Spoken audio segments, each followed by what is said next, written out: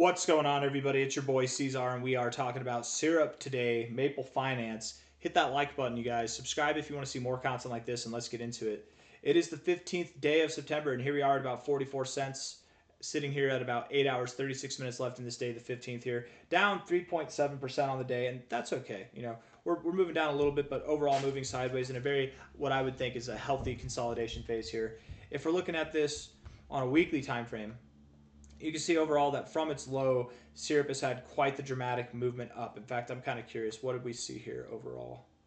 From a low April 7th to the high there, that was about a 7.7x. Most cryptos in this time from April 7th of this year to June, they did not see that kind of growth. They saw maybe some growth, but nothing like this. That was absolutely stupendous. Most coins that did see rather miraculous growth, they've given back a lot of that growth too. So the fact that you're still holding on to this, sitting at about like a 5.2x here, it's pretty impressive, right? This consolidation phase, when looking at it here on the weekly time frame, why did it not let me draw?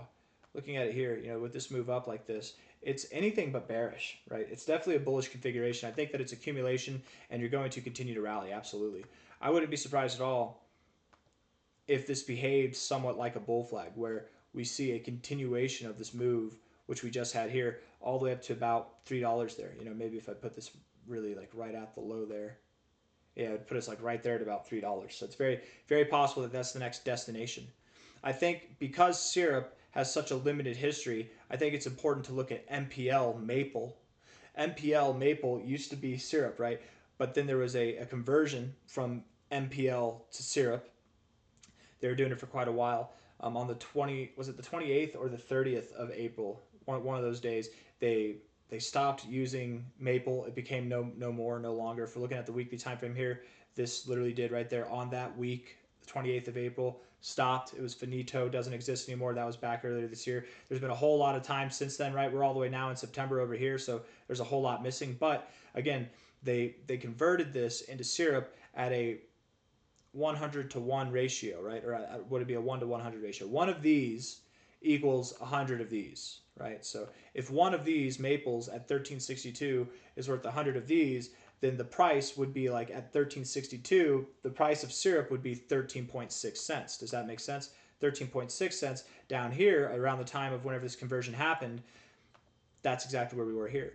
So calling for a $3 price then would equate to Maple MPL going to $300, which if we're looking at this thing's history, because again, syrup doesn't have a whole lot of history, but Maple does, $300 would be all the way up here. So it's new all-time highs.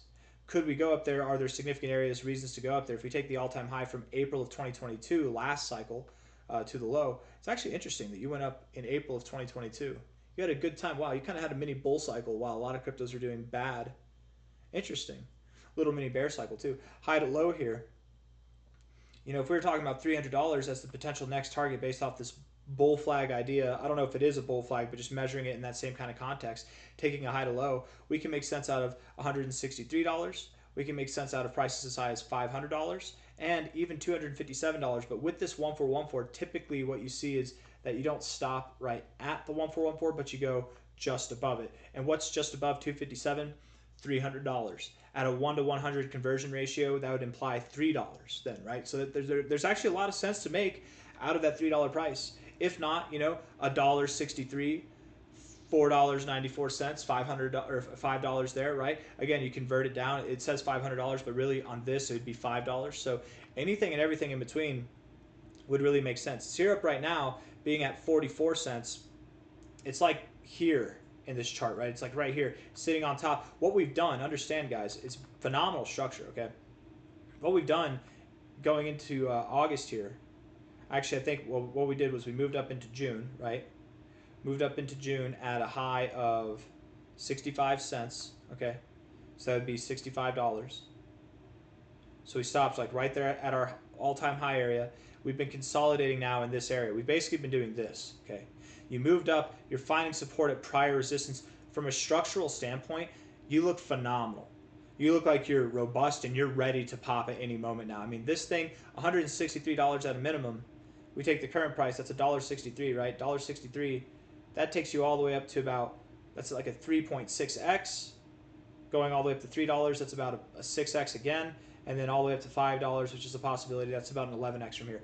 Anything and everything in that area is possible to achieve by the end of this year, if not by the end of October. Syrup is definitely on the up and up, and it's completely possible that you even grow more than that. You've got a low enough market cap where, if you wanted to see a 20x, which sounds crazy, but this is crypto. Crazy things happen, man. And this coin has outperformed a lot of cryptos so far.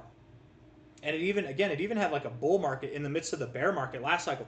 November 2021, everything started its bear market. You were still in your bull market. You went down a little bit, but damn, dude, you still went higher. Going into 2022 there, that's pretty damn crazy. For months, you continue to grow. I really wouldn't be surprised if this thing saw more growth than what we're getting at. I'm not going to call for a 20x. I'm not going to call for a 40x. I mean, by the end of the cycle, sure, I could see it happening. I could see a 100x happening by the end of the cycle for this thing. That would, by the way, that'd put you at a $44 price. That'd put you at a 44. Can we make sense out of that on this chart? Let's see.